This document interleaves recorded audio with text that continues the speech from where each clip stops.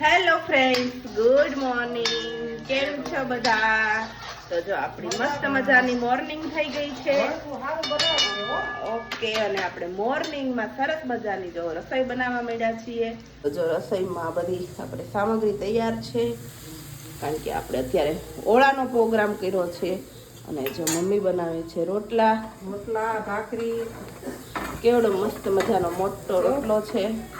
અવડાવડા રોટલા તું શીખી જા.